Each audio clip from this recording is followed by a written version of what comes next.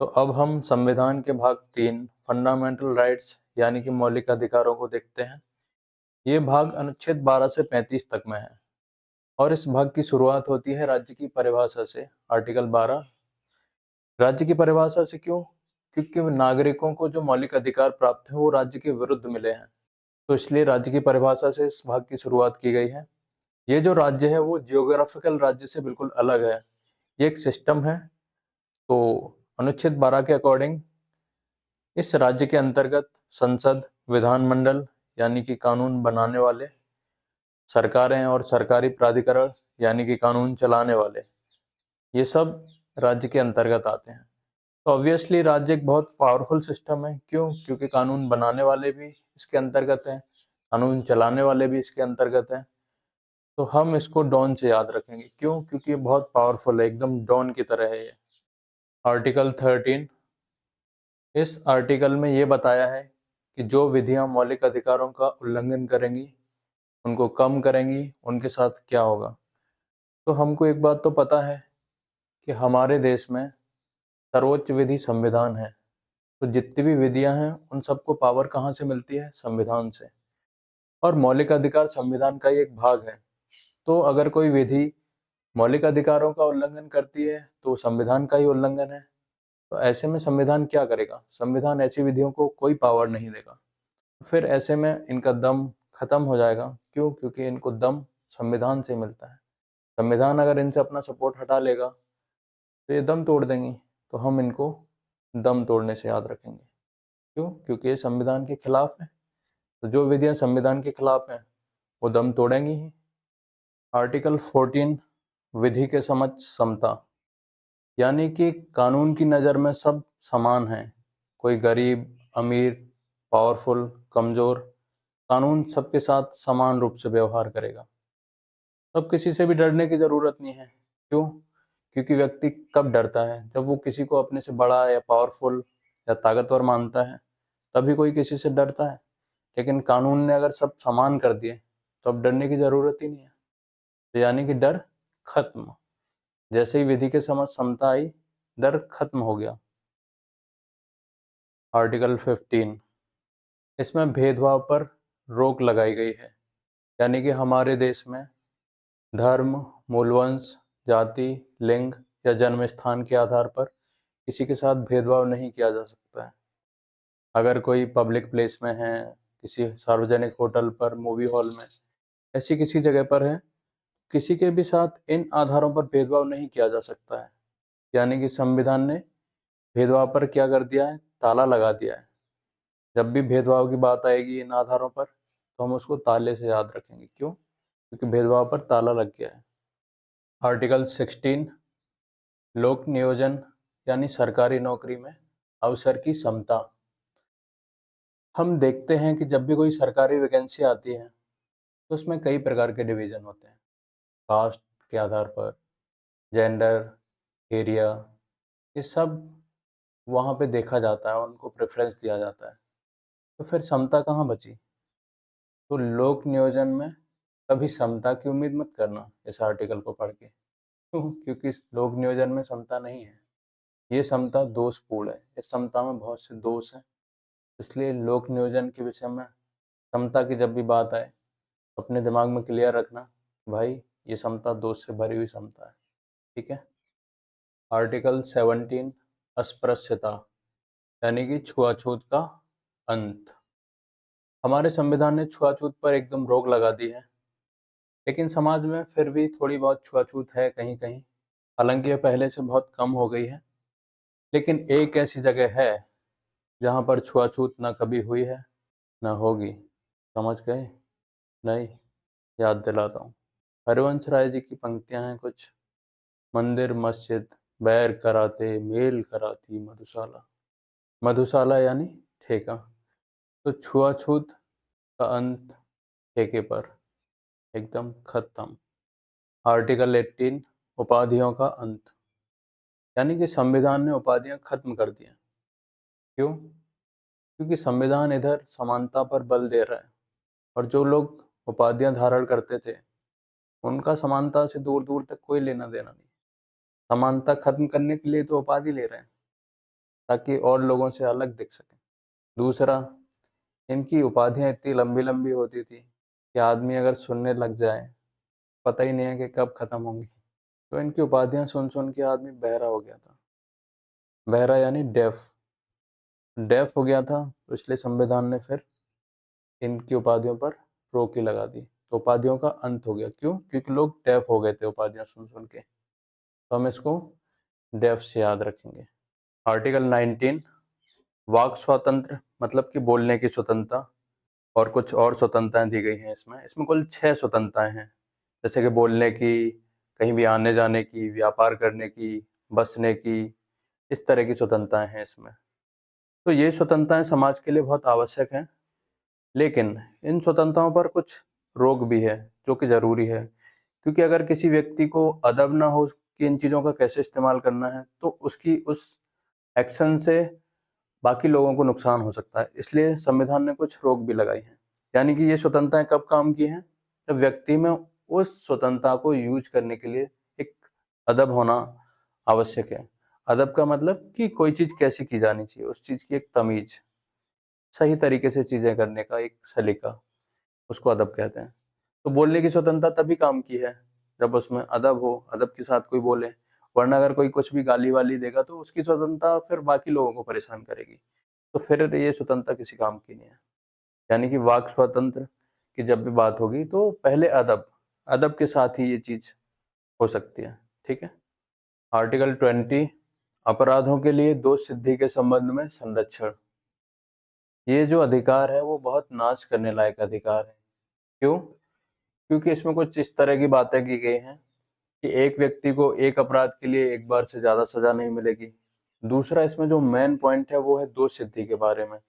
इसमें बोला गया है कि किसी भी व्यक्ति को खुद के खिलाफ गवाही देने के लिए मजबूर नहीं किया जा सकता। मतलब कि अगर किसी व्यक्ति पर आरोप लगते हैं, तो इन्वेस्टिगेशन एजेंसी का काम होगा कि वो उसके खिलाफ सबूत इकट्ठा करे, उनको न्यायालय में पेश करे।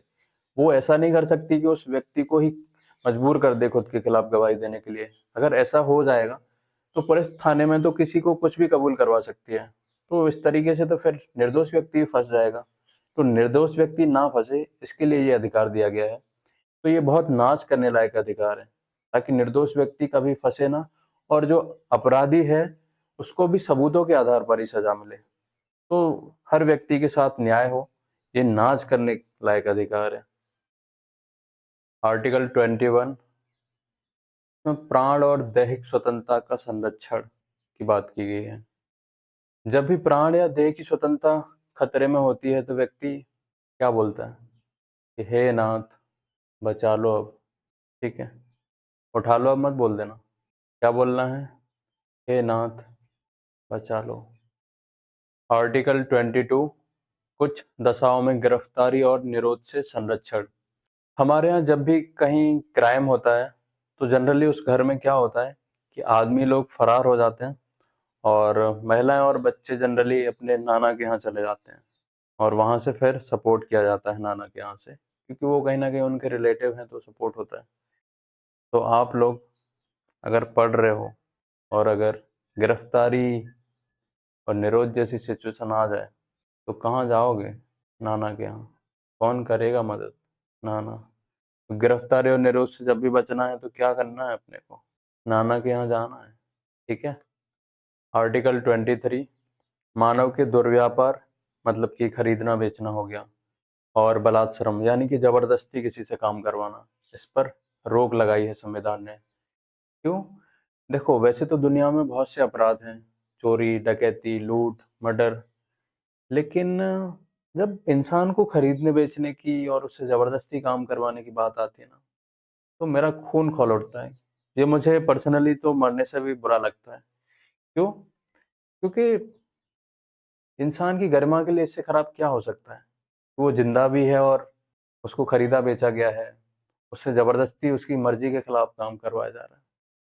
तो इसको सोच के तो मेरा खून खौल उठता है और मुझे लगता है ये सबके साथ ही होगा। तो इसका तो नाम भी मत लेना। आर्टिकल 24 कारखानों में बालकों के नियोजन का प्रतिषेध।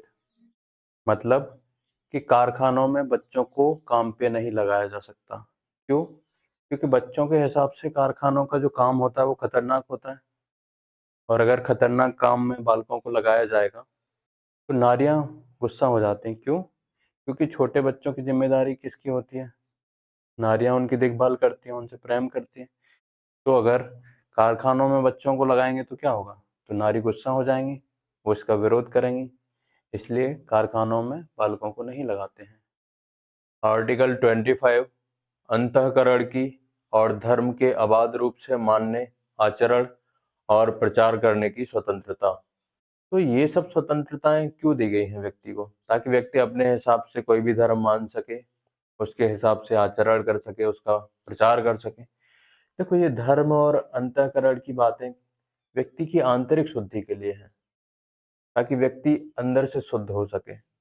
लेकिन हमने देखा है कि जब भी कोई धार्मिक कार्य या धार्मिक अनुष्ठान में बैठता है तो पहले स्नान करना आवश्यक होता है। क्यों? क्योंकि आंतरिक शुद्धि की शुरुआत हमेशा बाहर की शुद्धि से ही होती है। इसीलिए हम देखते हैं कि कोई भी धार्मिक स्थल होता है, वहाँ धार्मिक स्थलों से भी पहले नल लगे होते हैं, ताकि व्यक्ति पहले बाहर से शुद्ध हो और फिर उसकी आंतरिक शुद्धि की चीजें वो कर पाए। तो इसलिए जब भी धार्मिक आचरण की बात आएगी, धर्म को मानने की बात आएगी, कुछ धार्मिक क्रियाक्रम की बात आएगी, तो पहले नल पर जाना बहुत आवश्यक है, ताकि बाहर से शुद्ध हो सके। नल यानी कि बाहर से शुद्ध होने की एक जगह। ठीक है? तो अंतःकरण और धर्म को मानने से भी पहले आपको क्या करना है? आपको पहले नल पर जाकर शुद्ध होना है, उसके बाद ये स्वतंत्रता आपके काम आएंगी। ठीक है? अगर ऐसा ना करके अपन सीधे जैसे भी अशुद्ध होके जाओगे तो क्या होगा? तो वहां से भगा दिया जाएगा। फिर क्यों? क्योंकि धार्मिक आचरण के कुछ नियम हैं जो संविधान ने भी माने हैं। इसी आर्टिकल के अंदर ये चीजें लिखी हैं कि धार्मिक आचरण के कुछ जो नियम हैं, लोक व्यवस्था के जो नियम हैं, सदाचार के नियम हैं, स्वास्थ्य के जो नियम हैं, उनका पालन करना है। ठीक है?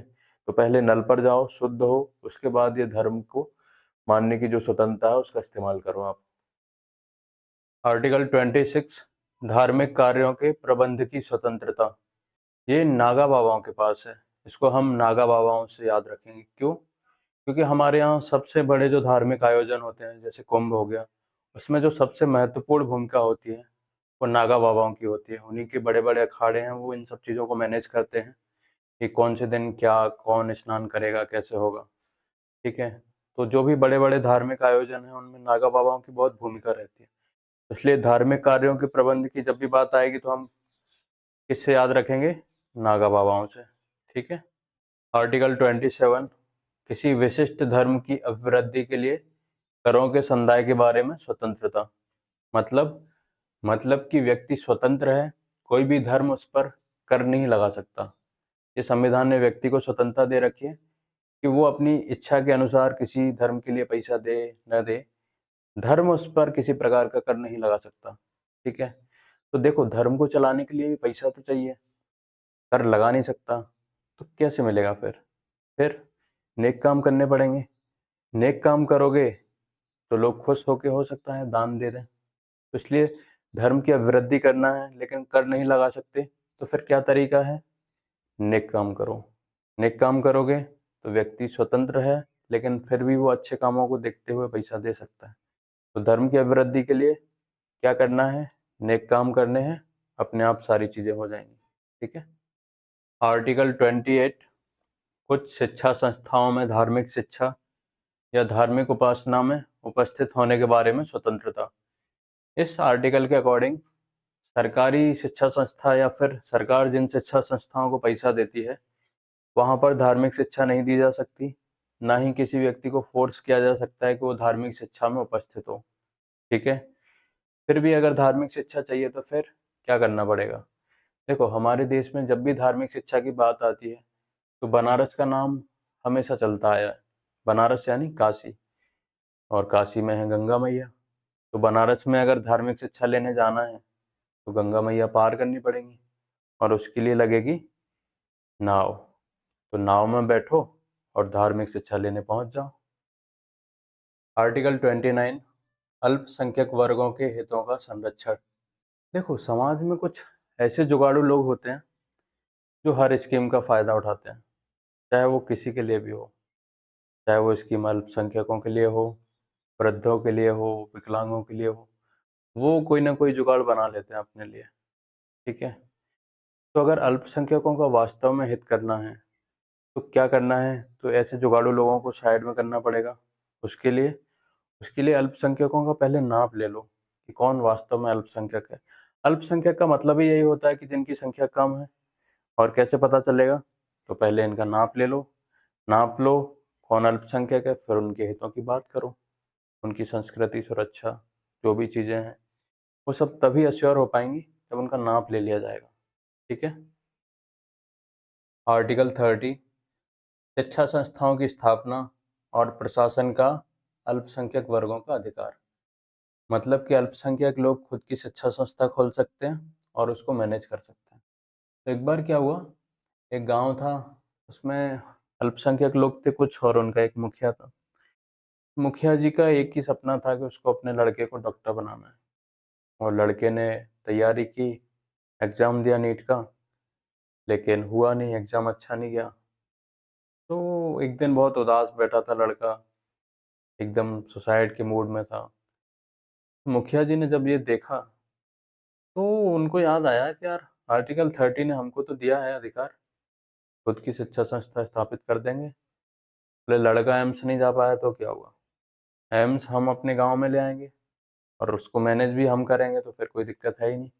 लड़के को वहीं पढ़ाएंगे, लड़का बनेगा डॉक्टर एम्स का ही। तो उनने बढ़िया गांव में ही एम्स खोल दिया। उधर से निकले कुछ सरकार के लोग, उन्होंने कहा यार ये एम्स कब से खुल गया। जब पता किया तो पता चला कि यहीं के मुखिया जी हैं, उनने खोला है। तो पहले तो सरकार के लोगों ने उस बोर्ड को उठा के फेंका। फिर मुखिया जी को बुलाया कि क्यों मुखिया जी, ये सब क्या है? मुखिया जी ने बताया कि लड़के को डॉक्टर बनाना था, एग्ज़ाम दिया हुआ नहीं। फिर हमको याद आया कि आर्टिकल 30 ने बोला है कि खुद की शिक्षा संस्था स्थापित कर सकते हैं, तो एम्स खोल लिया। तो लोगों ने समझाया कि मुखिया जी, ये अधिकार आपको इसलिए मिला है ताकि आपकी संस्कृति बची रहे, आप अपनी संस्कृति को लेके, अपनी भाषा को लेके शिक्षा संस्था की स्थापना करो। ये एम्स वेम्स को छोड़ दो तुम। ठीक है। मुखिया जी का सपना फिर से टूट गया। आर्टिकल 32, इस भाग द्वारा प्रदत्त अधिकारों को प्रवर्तित कराने के लिए उपचार। मतलब मतलब कि ये जो मौलिक अधिकार वाला भाग है उसको लागू कैसे करना है। अगर किसी व्यक्ति के मौलिक अधिकार लागू नहीं हो पा रहे हैं तो वो व्यक्ति क्या कर सकता है, ये इस आर्टिकल में बताया। देखो, संविधान ने मौलिक अधिकार दे दिए, लेकिन अगर मौलिक अधिकारों को लागू कराने की कोई व्यवस्था ना हो तो फिर उन अधिकारों का क्या मतलब है? कोई मतलब नहीं रह जाएगा ना। तो इसीलिए ये आर्टिकल बनाया है। इस आर्टिकल में ये बोला गया है कि अगर किसी व्यक्ति के मौलिक अधिकार छीन लिए जाएं तो वो व्यक्ति सीधा सुप्रीम कोर्ट जा सकता है और सुप्रीम कोर्ट इस मामले में 5 प्रकार की रिट निकाल सकता है, ताकि उस व्यक्ति को उसका मौलिक अधिकार मिले। और नहीं मिल रहा है तो क्यों नहीं मिल रहा है, ये सुनिश्चित करने के लिए 5 तरह की रिट हैं। तो ये जो आर्टिकल है वो बहुत ज़रूरी आर्टिकल है। इसी आर्टिकल की वजह से मौलिक अधिकार लागू हो पाते हैं। तो इसीलिए इस आर्टिकल की बहुत तारीफ भी की गई है। स्वयं भीमराव अंबेडकर जी ने इस आर्टिकल को संविधान की आत्मा कहा है। तो इसका इम्पोर्टेंस तो बहुत ज़्यादा है। तो इसको हम मेन आर्टिकल बोलेंगे। क्यों? क्योंकि संविधान बनाने वाले लोगों ने अगर इसको संविधान की आत्मा कह दिया है तो ऑब्वियसली ये बहुत इम्पोर्टेंट है। तो ये मेन आर्टिकल है। ठीक है, क्योंकि आत्मा मेन ही होती है। आर्टिकल 33, इस भाग द्वारा प्रदत्त अधिकारों का बलों आदि को लागू होने में उपांतरण करने की संसद की शक्ति। मतलब ये जितने भी बल हैं जैसे सेना, पुलिस, इन लोगों के अधिकारों में संसद कुछ फेरबदल कर सकती है। क्यों? क्योंकि ये जो डिपार्टमेंट है इनमें डिसिप्लिन की बहुत आवश्यकता होती है। ये लोग अगर पूरी तरीके से अपने अधिकार मांगने लग जाएंगे तो व्यवस्थाएं खराब हो जाएंगी। इसलिए संसद इनके उसमें कम ज़्यादा कुछ कर सकती है। वैसे भी पुलिस वालों के इनके कुछ अलग तरीके के अधिकार होते हैं। और पुलिस वालों को हम लोग जनरली क्या बोलते हैं? मामू लोग। जब चौराहे पे या कहीं पे दिखते हैं तो मामू लोग के अधिकार को संसद कम कर सकती है, ज़्यादा कर सकती है। ज़्यादा तो नहीं करेगी, कम कर सकती है। आर्टिकल 34, जब किसी क्षेत्र में सेना विधि प्रवृत्त है तब इस भाग द्वारा प्रदत्त अधिकारों पर निर्बंधन। मतलब कि अगर किसी एरिया में मार्शल लॉ यानी कि सेना का शासन लागू है, सेना की विधि लागू है, तो उस समय पर जो मौलिक अधिकार हैं उन पर रोक लगा दी जाती है। क्यों? क्योंकि जनरली क्या होता है, जब सिचुएशन हाथ से बाहर हो जाती है तभी सेना का शासन लगाया जाता है। तो अगर ऐसे टाइम पे कोई व्यक्ति अपने अधिकारों को मांगे, मान लो कोई अपने आने जाने की स्वतंत्रता मांगे और कुछ भी बोलने की, अभिव्यक्ति की स्वतंत्रता मांगे, तो सिचुएशन और खराब होगी ना। तो इसीलिए ऐसी उस पर रोक लगा दी जाती है। वरना तो सेना क्या करेगी? सेना जब चीजें अपने हाथ में लेती है तो फिर सेना अपने हिसाब से निपटती है। अगर ऐसे में कोई ज्यादा अधिकार अधिकार करेगा तो सेना क्या करेगी? सेना मारेगी उसको। क्यों? क्योंकि सेना की जिम्मेदारी है उस एरिया में अच्छी जो व्यवस्थाएं हैं उनको बना के रखना। ठीक है? तो इसीलिए जब भी कहीं पे सेना का शासन लागू होता है, सेना की विधि लागू होती है, तो उस समय के लिए मौलिक अधिकारों पर रोक लगा दी जाती है। ठीक है? ताकि लोगों को मार न खानी पड़े सेना से और बचे रहें। ठीक है? आर्टिकल 35 इस भाग के उपबंधों को प्रभावी करने के लिए विधान। मतलब कि ये जो मौलिक अधिकार वाला भाग है, इस पर लॉ कौन बना सकता है? तो लॉ संसद बना सकते हैं। लेकिन हम इसको कैसे याद रखेंगे? देखो, मूल अधिकारों पर विधान जो बनेगा उसको हम नाम देंगे मूल अधिकार विधान। तो मौलिक अधिकारों पे विधान की जब भी बात आएगी तो क्या होगा? मूल अधिकार विधान। ठीक है?